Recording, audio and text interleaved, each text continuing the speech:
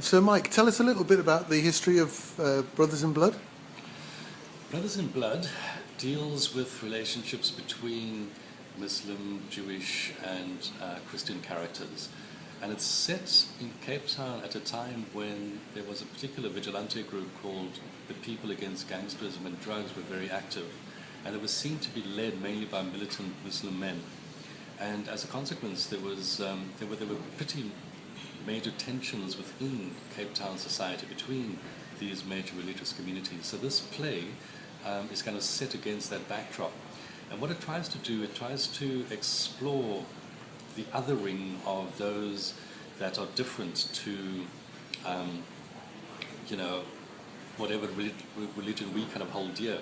And the other is the other based on ignorance largely. So what the play tries to do is bring these characters to life on stage and to explore issues of prejudice, essentially, within a religious context. And it kind of resonates largely, with the kinds of things that are happening internationally at the moment within the Middle East and elsewhere, the rising Islamophobia and the like. And it's a piece that tries to make a very basic, almost naive request, and that is for people to get to know each other as people, as opposed to assuming that they behave or think in a particular way because they might wear a fez or a yarmulke or have a Bible under their arms. Thanks. And as part of the Afrovibes Festival, we're also doing a reading of Elusive Spring, which I understand is a piece that's kind of evolving and still in development. Tell us a little bit about that. Rehearsed Spring is a reference, of course, to the Arab Spring and the Prague Spring and so on. And it references many societies in Africa that we often think about, they're about to realize their political spring.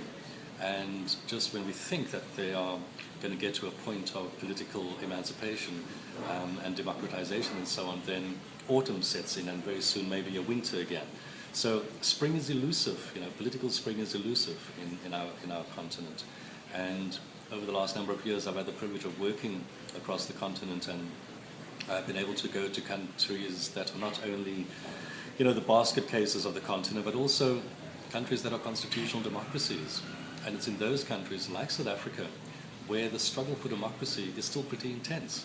And so Elusive Spring is not set in one of these basket case countries, but in a constitutional democracy, which could be Kenya, it could be South Africa, it could be Botswana, where some of the issues are very much the same. And it's a play that tries to explore the constant efforts on the part of politicians to close down freedom of expression, to define democracy in their self-serving image. And so the play is essentially one that is driven from the perspective of a journalist and a puppeteer, two independent civil society practitioners, as it were, whose job it is to speak truth to power, to hold politicians accountable.